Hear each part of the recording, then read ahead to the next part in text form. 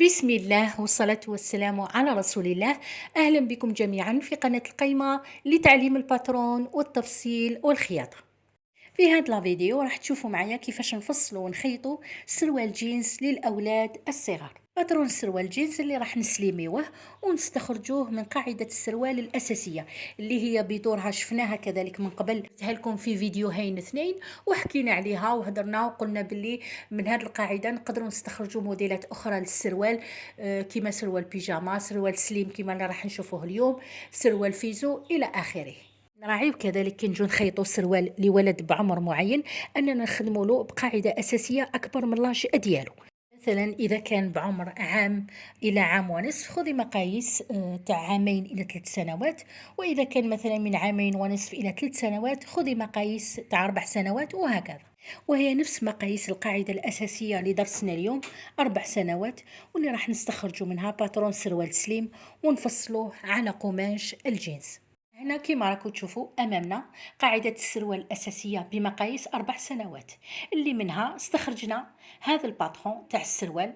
انا كنت حضرته من قبل واستخرجته من قبل فقط اختصارا للوقت، وكذلك يعني باش لا فيديو ما تجيش طويله، لكن راح تشوفوا معايا بالتفصيل كيفاش نقصت وتحصلت على باترون السروال بعمليه المطابقه. يعني هذا الخط اللي راني نمر عليه بخطوط متقاطعه اللي هو خط المقعده، عينته هنا فوق الباترون الاساس وفوق الباترون المحول، باش كما قلت لكم نطابقوا الخط فوق الخط بهذا الشكل، تبان لنا التغييرات ولا ديفيرونس بين باترون الاساس وباترون السروال المحول.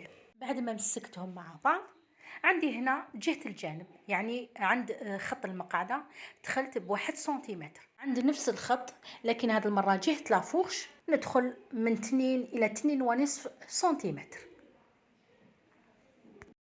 بالنسبة للطول أنا نقصت كأقصى حد 3 سنتيمتر، يعني ما راحش يجي قصير، بالعكس يعني السروال راح يزيد يتثنى وهو ملبوس. وعند الجوانب او الاطراف تاع كل رجل راح نسليميوه باتنين الى 2.5 سنتيمتر، ونراعيو في ذلك يعني نوعية القماش. انا القماش اللي راح نفصل فيه هو عبارة عن جين مطاطي، يعني اللي قابل للتمدد. كذلك في ارتفاع الحوض هنا، يعني من خط الخصر نزلت ب2 سنتيمتر.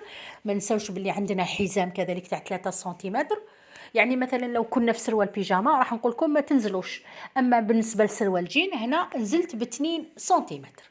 تخلصت كذلك من البنسا تاع الظهر، حسبت قيمتها شحال ونحيتها هنا عند الطرف تاع لافورش، وعاودت كامل رسمت الاطار تاع السروال تاعنا على حسب التغييرات اللي درناهم. ونفس العملية راح نقوم بها كذلك من جهة الأمام. هنا عند لافورش نقصت فقط 1 سنتيمتر، هنا الجانب كذلك 1 سنتيمتر، عند الخصر نزلت 2 سنتيمتر. أما بالنسبة للجوانب تاع الأطراف تاع الرجل دخلت ب2.5 سنتيمتر. إذا كان هنا عند الظهر دخلت ب2 سنتيمتر، من جهة الأمام دخلت 2.5 سنتيمتر. ودائما نراعي أنه الرجل من جهة الظهر تكون أعرض منها بالنسبة للرجل من جهة الأمام. ونقصت كذلك في الطول 3 سنتيمتر.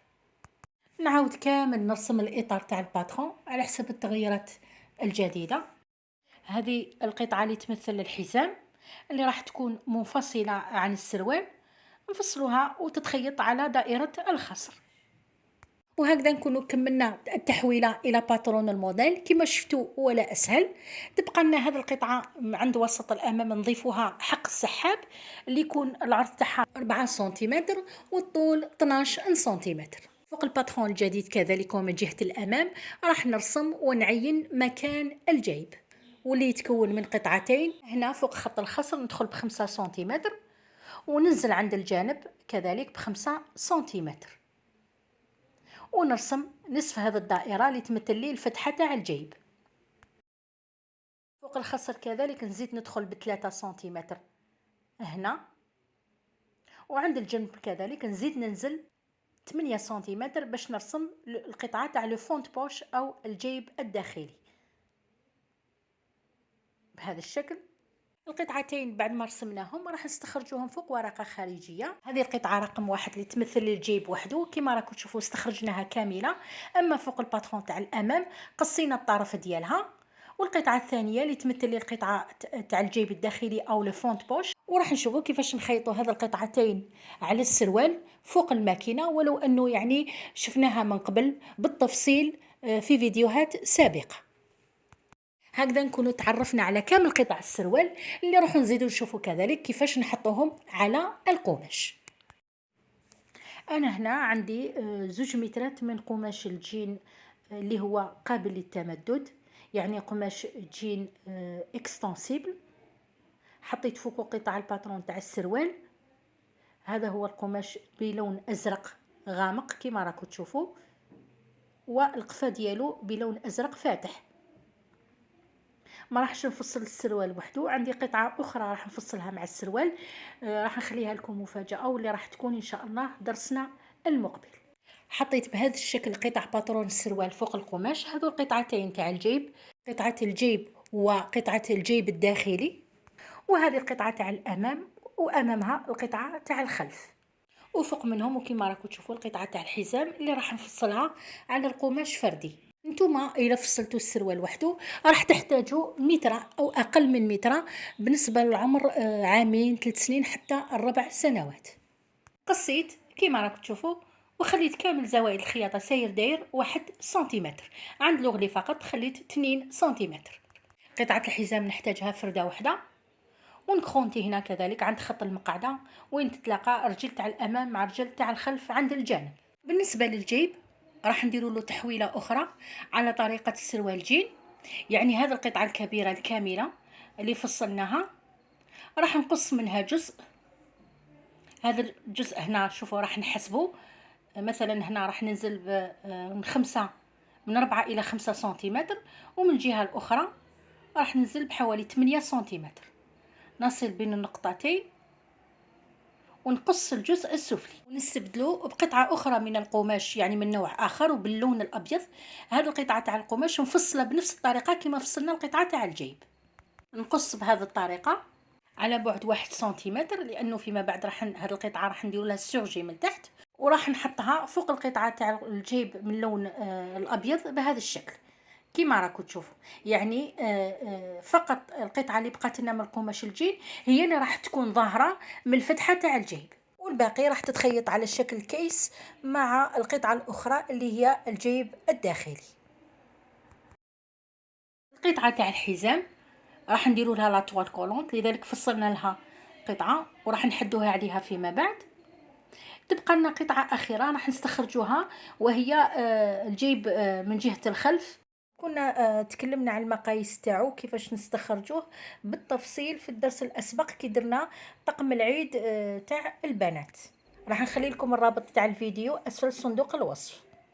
تحضيرات اخرى ضروري ان نقوم بها، وهو ان السروال هو بهذا الشكل يعني مفتوح، وقبل ما نروح نصومبليه ونخيطه فوق الماكينه ندير له السورجي كامل على الاطراف ديالو ساير داير بهذا الشكل كيما راكم تشوفوا.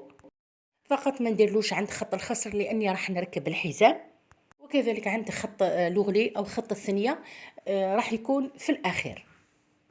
حضرت كذلك القطعتين تاع الجيب من الخلف بهذا الشكل، باني يعني طويت لي فالور دو كوتور بهذا الشكل لداخل كيما راكم تشوفوا، باش يعني عند الخياطه فوق الماكينه يجوا لي سهلين وراح نخيطهم بكل سهوله.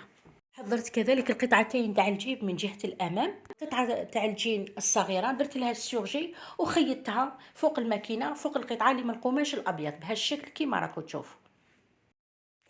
حضرت كذلك الحزام وين حددت له لاطوال كولونت وطويته كذلك بالحديد بهذا الشكل، بالإضافة إلى هذه القطع الصغيرة تاع لي لاسي أو الرباطات اللي راح يتخيطوا عند الخصر وفوق الحزام ويمر عبرهم حزام جلدي إضافي. انا هذه هي طريقه العمل تاعي كما راكم تشوفوا، يعني كامل نحضر هذو القطع باش في الماكينه يعني نخدم بكل راحه ونخيط بكل سهوله. هنا كذلك هذه القطعة اللي كنا ضفناها عند وسط الأمام حق السحاب، بينت المكان تاعها كيما راكم تشوفوا، باش هي الأخرى نروح كذلك نثنيها للداخل بالحديد، يعني هكذا فوق الماكينة نعرف المكان ديالها ونخيط السحاب على حسب الطرف ديالها بكل سهولة. وهكذا يبقى لي فقط لاسامبلاج والخياطة فوق الماكينة.